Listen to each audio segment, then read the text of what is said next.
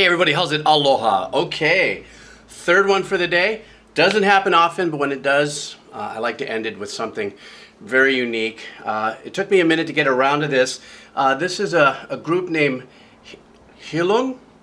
Please forgive me. Remember, I am the old composer, hence the Decomposer Lounge, but it doesn't mean that I'm able to enunciate or pronounce words correctly. Be gentle. Thank you. Tell me if I said it right or wrong.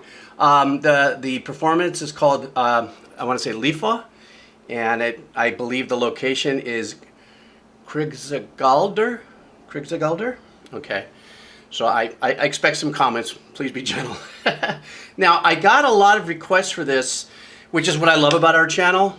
And I say our channel because your journey is with mine too.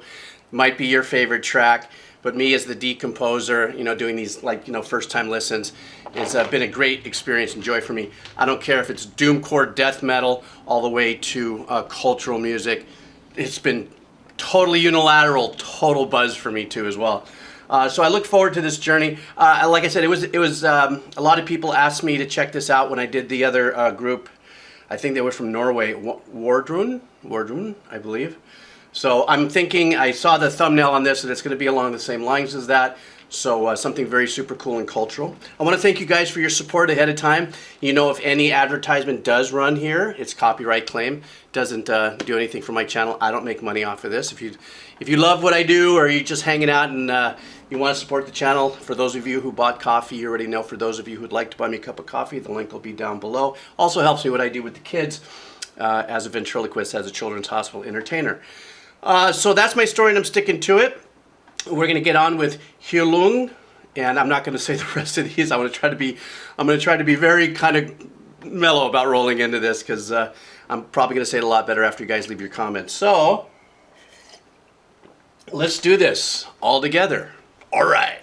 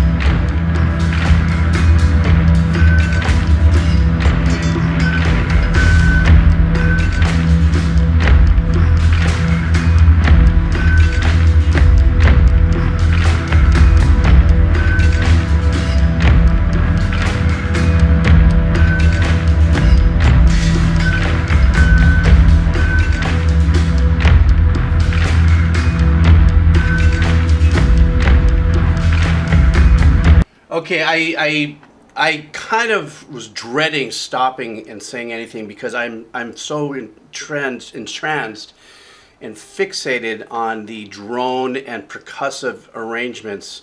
You know, obviously this is a cultural expression with a lot of cultural, percussive instruments and stuff. The opening, I don't know what the name of that instrument is, but I'm sure you'll tell me. It kind of reminds me a little bit of other cultural experiences that I've heard, that they used different kinds of shells or gutted out, horns from animals and whatever. And that kind of looked like something like it. That could have been something like that. And that haunting sound when it's blown. We have that here in Hawaii, as a matter of fact. We blow into the conch shells and stuff like that to call to action a chant, or that is to invite and let people know that something is about to happen. Pretty similar. I would draw a close similarity to that. Now, when the long drone, that note that we hear that's constant, I myself don't want to. I definitely don't say I ever know anything, but it does sound like there's a little assistance, maybe from a pad or a synth or something behind it. I don't see any one element there like that would be holding that drone outside of maybe just a low octave, assistance from a keyboard or something. I did notice that there was in this performance a computer.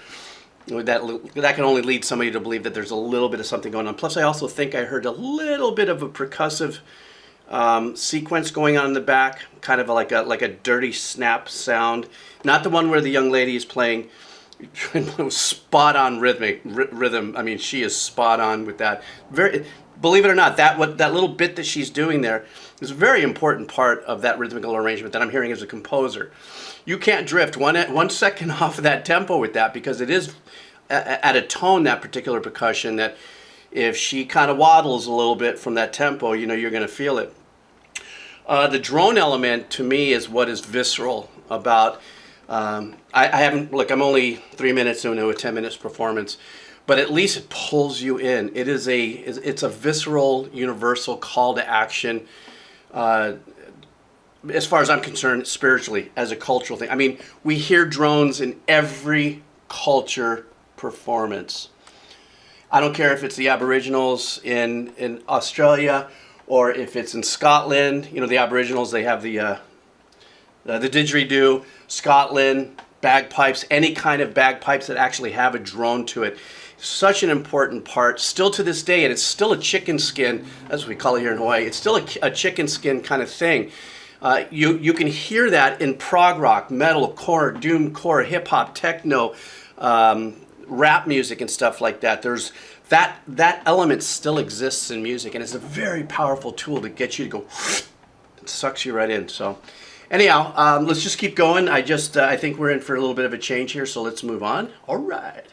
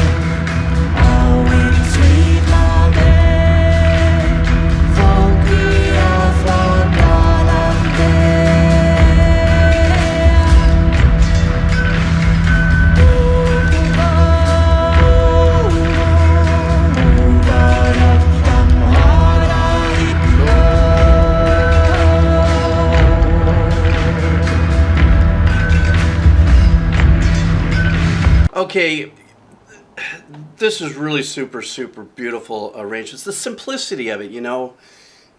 There's such power in simplicity, and I'm by no stretch of the imagination is what I'm saying anything about the capabilities of the musicians and, you know, these folks who are representing, you know, this performance.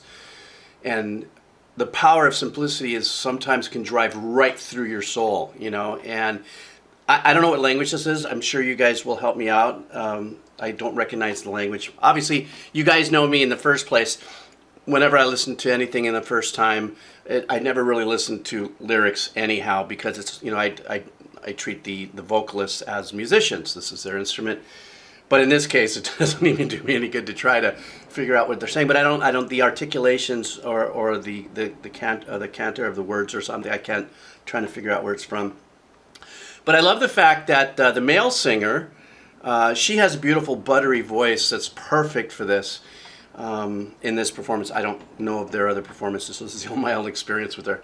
But the gentleman that's singing, I love. He's got that nice falsetto that is in harmony with her, and then within a tick, he goes ahead and drops into, you know, more of a robust, you know, maybe second tenor or baritone kind of vibe with his voice, and that's really super cool. Another thing I just want to say briefly, even though this is a music breakdown and decomposition, I can't help but think it has to be absolutely moving to be in the audience for something like this. You know, the dress wear and stuff like that, I'm not going to do a breakdown about the video, but that obviously represents something. I'm not familiar with it, but just the whole ambience of it. I mean, I would probably be like chicken skin all the time, you know, being in the presence of this and feeling the power of that coming out. So I'm sorry, I'm just gushing over this because it just sounds great and I'm digging it.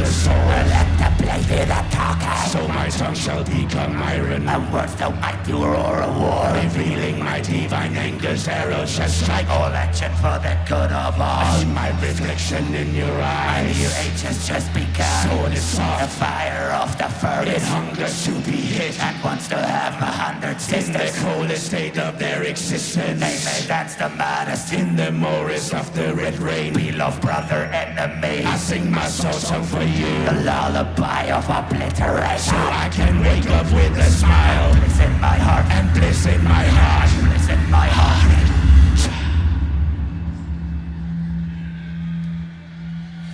Coexistence, conflict, combat, devastation, regeneration, transformation. That is the best I can do for you. I see a great look. Okay, is this culture core? I'm not laughing at it. I am just blown away of the transition. Tonally, really quick, what I just heard, kind of the rhythm in which they were performing that. Well, first, let me stop. I'm going to go back for 1 second. The engineering and the tactics of this for your listening experience, where the main chanter or performer was saying what he was saying, and the answer backs were in hard left-right stereo in the headsets. Killer experience. Super, super cool. Now, of course, I can make out some of the words in that. I'm going, okay, so that's English. I got that. But the intensity of the voice and all that, you know, it kind of reminded me musically of, what do they call a mouth harp? It had that kind of wob, you know, his performance of that kind of gave me that vibe. And also, it stayed in the particular key as well, even though it sounds like he's just speaking in his performance in rhythm, kind of like in a slam poetry kind of vibe, staying in that tempo. There's still a hint of that drone in his performance there. So I thought, this is, look, I'm like, I don't know, I just went through it 6 minutes of just this like really cool, just laid back stuff to get hit by this. Very interesting dynamic in the composition of this. I look forward to what's coming around the corner. Here we go. It's the best I can do for you. I see a great loop at the horizon. This is a powerful sun to rise. No fire, though it will make me on fire. Some purification. Look like dying embers. Look like dying embers. Look like dying embers. Look like dying embers. Look like dying embers. Look like dying embers. Look like dying embers. Look like dying embers. Look like dying embers.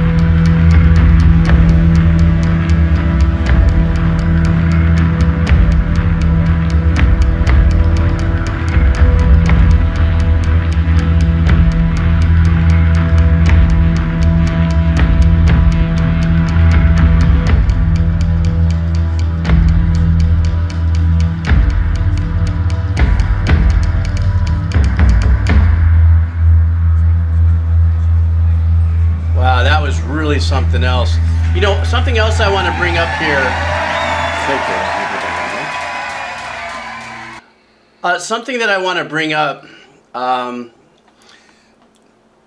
Well, first of all, the marriage now between the darker, vocal performance and the rest of the music that came in was just wonderful. It didn't stand out as something that was intrusive in the performance, and I say this just as a composer and engineer, an arranger and stuff like that. It was a perfect blend of that dark, harsh voice along with her voice, and I think the other gentleman was supporting somewhere in there, and I saw him sing. Something else that I want to mention before I check out here is that, the spectral, the tones of 16,000, that's dog whistle, down to 0, and I like to call it beetle fart. What an excellent representation of the tone all the way across the board, strictly with percussion, except for the occasional wind instrument or whatever that was. And I don't say that I know, but it just does sound like, and I'm sure you guys will educate me on, like they were holding down maybe a note of part of that drone. But percussively, that EQ spectrum was so well represented that even through the heaviness, you may have heard me go like this, because I wanted to just close my eyes, and just her subtle tapping of that small percussion that she was, that was her job. you know, let alone with her beautiful voice, but she was doing that. You could still hear that. There was really good tonal representation between the cymbals and the other percussive instruments that they had on stage. You know, so this was a wonderful experience for me when it comes to, you know, that aspect of it. But overall, that's why I love catching you guys, you know, when you guys drop songs on me. I would not have known anything of this style of composition and music. You know, I live in my own little tiny bubble as a media composer. And that's why this journey for you and I on our channel is so important, because you guys turn me on to that. So many different other experiences. If you have any other tracks similar to this and the other one that I had done, please drop in your comments. I want to thank you in advance for those of you who are dropping in comments about what percussions they're using, what does this story represent. Like I said, I couldn't pin the language, so I don't know where. I know it's European something like it, but I don't know where in Europe this story comes from. So thank you guys for your time and energy with that. I really do appreciate it. So, 3 for the day. I am done.